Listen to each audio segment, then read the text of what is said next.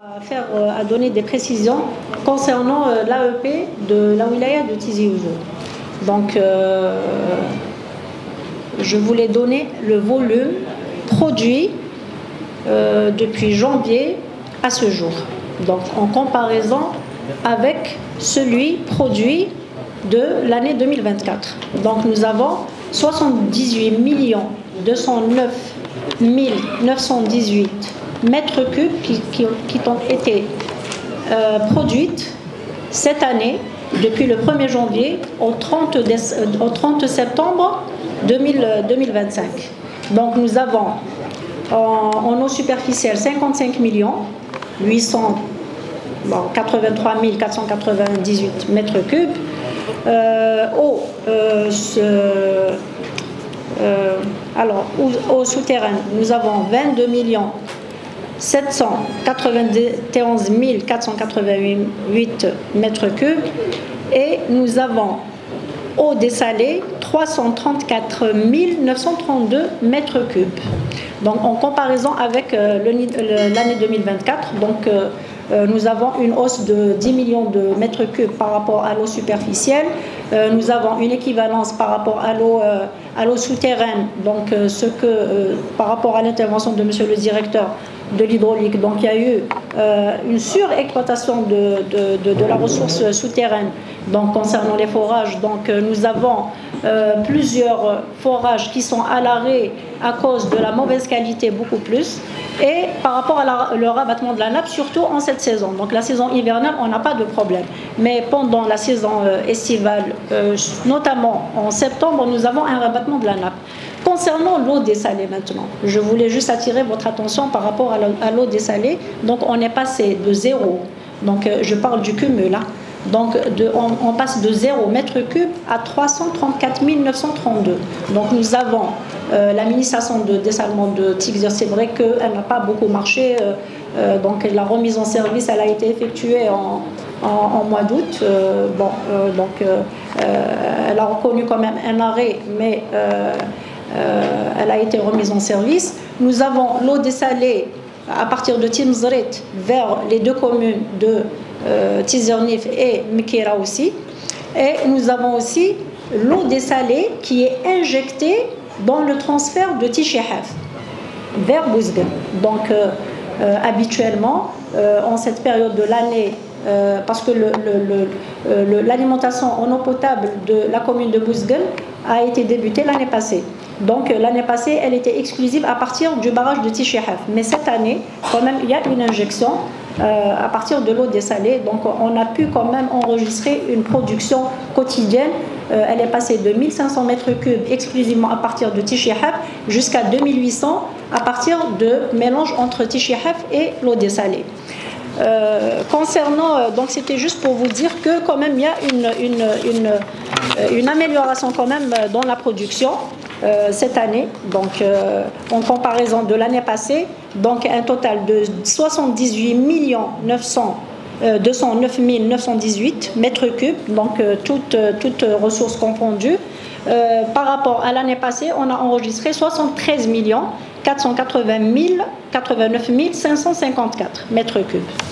Donc concernant, juste pour répondre à M. Takfarines, donc concernant FZLL, donc les deux projets dont il parlait, donc les 30 millions et les 17 millions. Donc pour les 30 millions, donc il y a le projet, je veux dire le lancement, l'appel d'offres, il a connu une infructuosité. Donc en ce moment, on est en train de refaire le cahier des charges pour pouvoir le relancer. Donc au niveau de la direction générale, bien sûr. Concernant les 17 millions, donc comme je lui ai dit, comme j'ai proposé à M. Takfarines, l'idéal, ce serait d'aller voir directement au niveau de la direction générale. C'est vrai qu'ils ont donné une proposition à au ministère pour que ce soit résilié avec la NBTIC. Donc c'est toujours en attente. Concernant Madame Aoudia, donc concernant Yves El-Qism, je voulais juste apporter une précision. Donc Yves El-Qism, avant, ils étaient alimentés exclusivement à partir de leurs sources. Donc depuis 2 ans, ils ont effectué par eux-mêmes, je dirais par eux-mêmes, un raccordement sur un branchement, un raccordement vers leur village. Bon, ça n'a pas été autorisé, hélas, mais pour calmer un petit peu les esprits, donc on a proposé en commission avec l'hydraulique, avec le chef de Daïra, de finaliser leur réseau de distribution, installer les compteurs pour finaliser tout le système. Et là, à ce jour, rien n'a été fait. C'est dommage. Pourquoi? Parce qu'ils sont en attente d'une étude pour pouvoir justement faire ce réseau. Mais juste pour dire que nous essayons d'accompagner le maximum de villageois, de nos citoyens, justement pour arriver à généraliser notre gestion, de donner aux citoyens l'eau qui est gérée, qui est produite par l'ADE. Donc concernant M. Belkalem, donc, il a parlé, il nous a montré hier une vidéo. Donc je tiens à préciser que par rapport à mon expérience, donc il n'y a pas d'eau souterraine ou là une eau souterraine au niveau du pôle Imlel, parce que le pôle Imlel il est resté très longtemps sans eau. Donc on n'a pas aperçu ce phénomène. Donc sûrement qu'il y a des fuites qui sont générées par les divers intervenants au niveau du pôle Imlel. Donc nous travaillons avec pour justement élaguer ces fuites, donc en attendant leur transfert vers nos services. Donc il faudrait vérifier ça. Concernant le pôle de Tamda, c'est vrai, d'ailleurs on a fait des prélèvements plusieurs fois, ça n'avait rien à voir avec l'eau distribuée, avec l'eau qui est produite par l'ADE ni par CEAL. Donc c'est sûr que c'est des eaux souterraines au niveau de Tamda, notamment au niveau des 288 logements. Concernant le pôle d'excellence au niveau de Tizi Ouzou, nous travaillons aussi pour pouvoir justement aider tous les services qui ont intervenu pour réaliser les divers réseaux, pour pouvoir élaguer toutes les fuites qui sont enregistrées.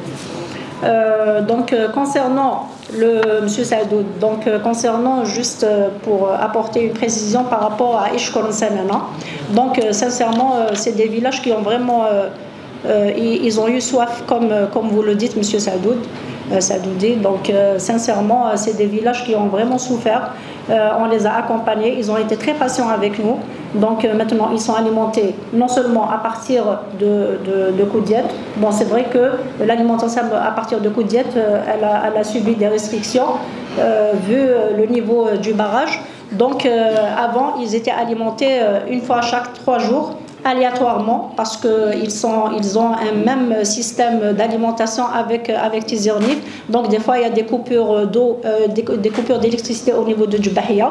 Donc leur production elle variait entre 500 et 1000 mètres cubes chaque 3 jours. Maintenant, depuis qu'il y a eu la mise en service du programme d'urgence et leur sécurisation à partir de la bloc de la Mizane, quand même ils sont alimentés en plus de Koudiet 2 fois par semaine de plus. Donc leur production elle va jusqu'à 1400 mètres cubes.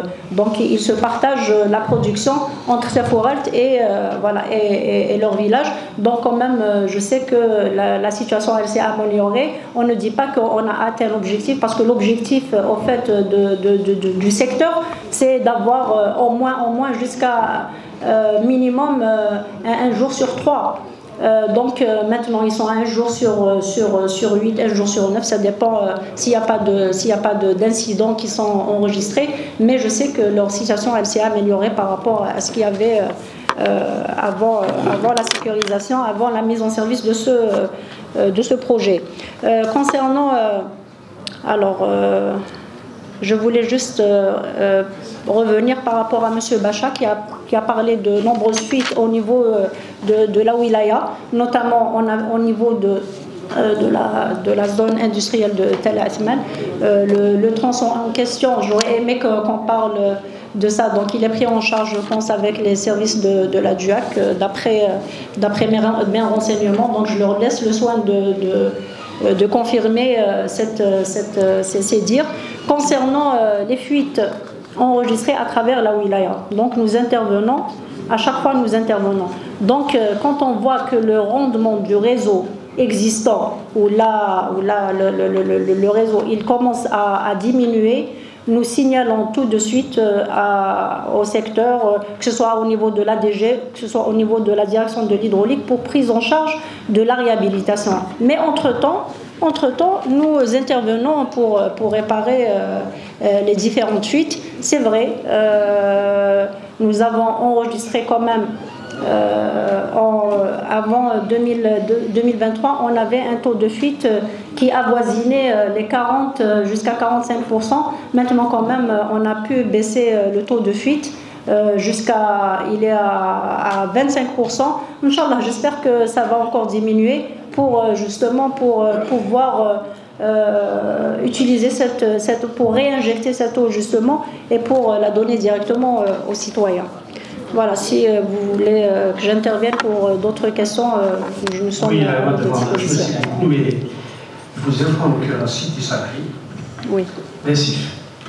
Justement, par rapport à ça, oui, par rapport à ça, Monsieur le Président, justement, je voulais préciser que la pression nominale du tube qui a été utilisé pour viabiliser ce lotissement, c'est du PN10. Donc, la pression de service, elle dépasse les 14 bars des mains. Elle dépasse les 14 bars. Donc on intervient, pour intervenir. Donc on ne s'est pas suffi d'intervenir juste par rapport aux fuites. On a installé 3 réducteurs de pression. 3 réducteurs de pression. 2 autres qui sont en cours d'installation. Mais ce que je voulais justement, c'est, on en a parlé avec monsieur le directeur de l'hydraulique, c'est au moins de peut-être inscrire une opération et commencer par le bas et remonter. Parce que, comme je vous ai dit, le PN utilisé pour la viabilisation de ce lotissement, c'est du PN10. C'est pour ça qu'il y a des éclatements tout le temps. Et hélas, nous subissons ça et nous n'arrêtons pas d'intervenir. Mais comme je vous ai dit, quand même, il y a 3 réducteurs qui sont placés. Peut-être qu'il y a une autre solution plus efficace parce que les réducteurs, Monsieur le Président, ils ont une durée de vie et généralement ils se bloquent. Donc ils ne sont pas efficaces à 100% et à long terme. Donc on a proposé aussi de trouver une assiette pour réaliser un brise-charge, pourquoi pas, justement pour réduire cette pression et pouvoir justement exploiter le réseau existant. Ou là, comme j'ai dit, commencer à réhabiliter par le bas et remonter un petit peu. Et, voilà.